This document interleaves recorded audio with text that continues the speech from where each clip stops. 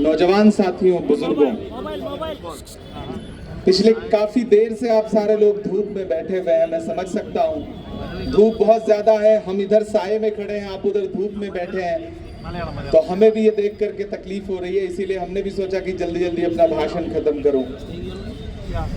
नया पाने की चाहत में पुराना छूट जाता है, नया पाने की चाहत में पुराना छूट जाता है। तुझे अपनाऊं तो मुझसे जमाना रूठ जाता है।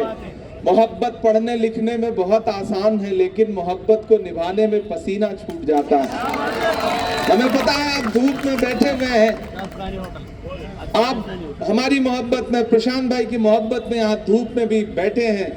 मैं आपकी मौजूदगी को सलाम करता हूँ। मैं बहुत दूर से चल के आपके बीच में ये कहने आया हूँ कि आने वाली 20 तारीख को न सिर्फ आपको हड़पसर के मुस्तकबिल का फैसला करना है, बल्कि महाराष्ट्र के मुस्तकबिल का भी फैसला करना है। ये इलेक्शन अगर आपको लगता है कि सिर्फ एक आमदार चुनने का इलेक्शन है, तो आप बहुत छोटा सोच रहे हैं। ये इलेक्शन, इस इलेक्शन का रिजल्ट और इस इलेक्शन का मकसद बहुत बड़ा है। एक तरफ वो ताकतें खड़ी हैं जो कहती हैं कि वो महायुति हैं, और एक तरफ हम खड़े हैं जो हम कहते हैं कि हम महाविकास अघाड़ी हैं। एक तरफ उनके नारे क्या हैं, बटोगे कटोगे, मंगलसूत्र छीन ले जाएंगे, भैंस खोल ले जाएंगे, उल्टा लटका देंगे, ढहा देंगे, जला देंगे। और एक तरफ हमारे नारे क्या हैं, आइए मोहब्बत की दुकान खोलते हैं नफरत के बाजार में। ये लड़ाई मोहब्बत और नफरत के बीच में है। एक तरफ वो लोग खड़े हैं जिनकी पूरी सियासत इस बात पर टिकी हुई है कि वो दूसरे मजहब को, दूसरे धर्मों के धर्मगुरुओं को, पैगंबरों को भला बुरा कहें। तो उन्हें यह समझना चाहिए कि तारीख ने वो दौर भी देखा है कि जो नाम लेते हुए चिढ़ते थे, एक दिन ऐसा आया कि खुदा ने उनको भी उस रोशनी से महजूज किया। जिन्हें यह लगता है कि नफरत की बुनियाद पर वो इलेक्शन जीत लेंगे, ये इलेक्शन बताएगा कि नहीं, महाराष्ट्र में नफरत हारेगी और मोहब्बत जीतेगी। प्रशांत भाई आपके अपने हैं, आपने प्रशांत भाई का काम देखा है, और इनके सामने जो खड़े हैं, महाराष्ट्र इस बात का गवाह है कि कोरोना के दौरान किस तरह से यहां पे जमहूरियत को लूट करके एक सरकार बनाई गई।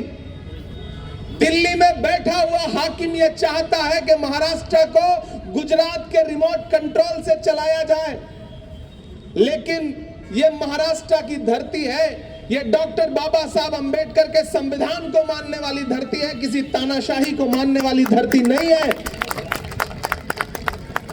दिल्ली में बैठी हुई सरकार ने पहले यहां पर एक चलती हुई सरकार को तोड़ा, उससे भी सुकून नहीं मिला तो सियासी दलों को तोड़ा, उससे भी सुकून नहीं मिला तो चुनाव निशान छीन ले गए। लेकिन वो भूल जाते हैं कि आप घड़ी तो छीन सकते हो, लेकिन किसी का अच्छा वक्त कैसे छीन पाओगे। ये चुनाव निशान छीनने वाले, जिन्हें लगता था कि चुनाव निशान छीनेंगे और महाराष्ट्र की आवाम झांसे में आ जाएगी, तो मैं तो सैल्यूट करता हूं महाराष्ट्र की आवाम को और पूरे देश की आवाम को कि जो लोकसभा चुनाव के दौरान भारत के संविधान को बदलने का नारा लगाते थे, चाहे वो भाजपा के अनंत हेगड़े हो, दिया मिर्धा हो, लल्लू सिंह हो या अरुण गोविल हो, ये नारा लगाते थे कि हमें बहुमत दो, हम संविधान बदलेंगे। लेकिन भारत की जनता को सैल्यूट करता हूं कि जिसने 400 पार का नारा लगाने वालों को 240 पे लाके ऐसे पटका कि अपने पैरों पे खड़े नहीं होने पाए। उन्हें बैसाखियां उधार लेनी पड़ी। चंद्रबाबू, एक बैसाखी छिटकी, दिल्ली वाली सरकार की सांस अटकी।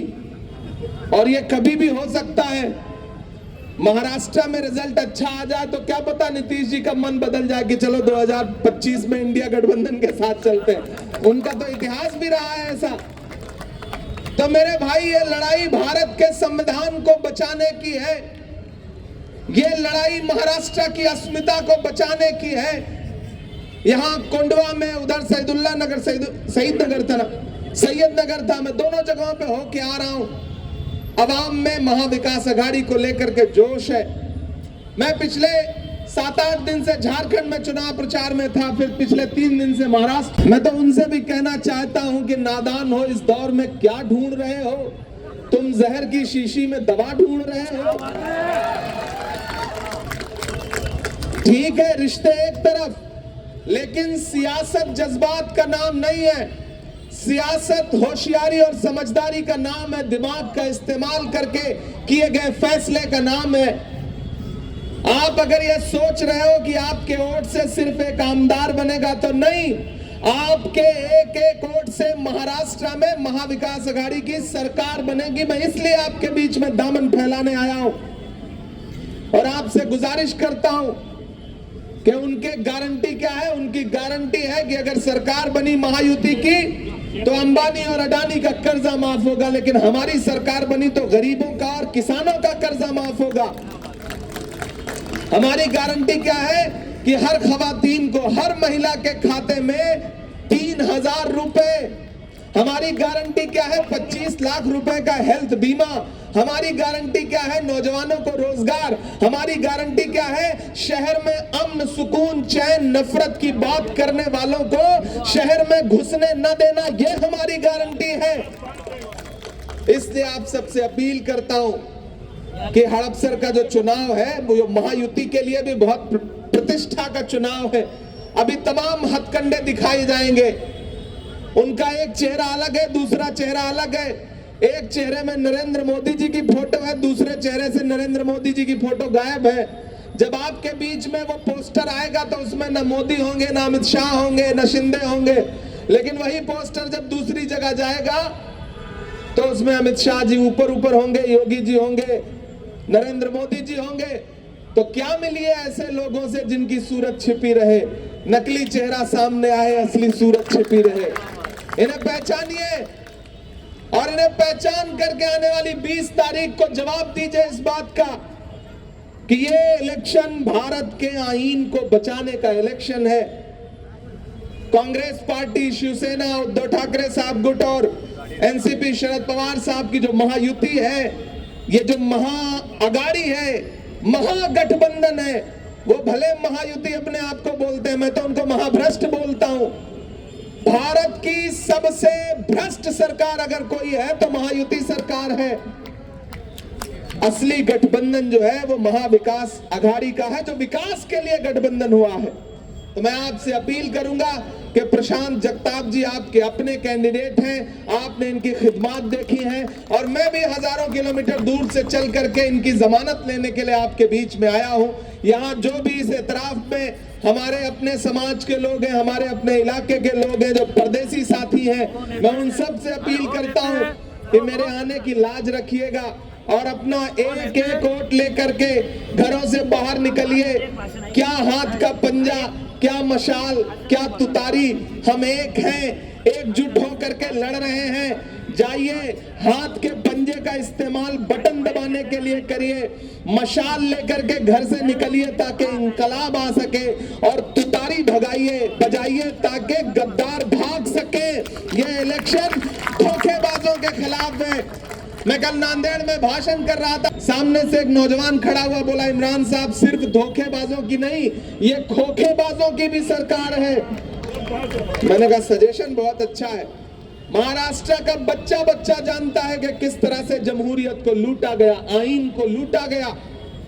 तो मेरी आपसे गुजारिश है कि प्रशांत भाई के लिए आपको घरों से निकलना है और ये जो झांसा देने आपके बीच में आए, किसी के झांसे में नहीं आना है। इनके सारे दावे, सारे नारे, सारी बातें झूठी हैं, ये झूठे लोग हैं। मैं सड़क से संसद तक आपके मुद्दों पर लड़ता रहता हूं और ये मेरी खुशनसीबी है कि मैं आपका खासदार भी हूं। राज्यसभा में महाराष्ट्र की नुमाइंदगी करता हूं। हमारे नेता राहुल गांधी जी ने जब मुझे राज्यसभा भेजने का फैसला किया तो शायद आपसे जो मेरा रूहानी रिश्ता था, उस रिश्ते की बुनियाद पे मुझे महाराष्ट्र से राज्यसभा भेजा। तो मैं आपसे एक वादा करता हूं कि आप इन्हें आमदार बनाइए, एक जिताइए, एक साथ में फ्री पाइए। आमदार जिताइए, खासदार फ्री पाइए। हड़पसर के डेवलपमेंट के लिए मैं इनसे भी लड़ूंगा, हमारी सरकार बनने जा रही है, हम अपनी सरकार से भी लड़ेंगे। हम और प्रशांत भाई दोनों लोग मिलकर अपनी सरकार से लड़ करके यहाँ के डेवलपमेंट के लिए काम करेंगे। और जब भी मुझसे जरूरत पड़ेगी तो मेरी निधि भी आपके लिए हमेशा खुली रहेगी। आपको जब भी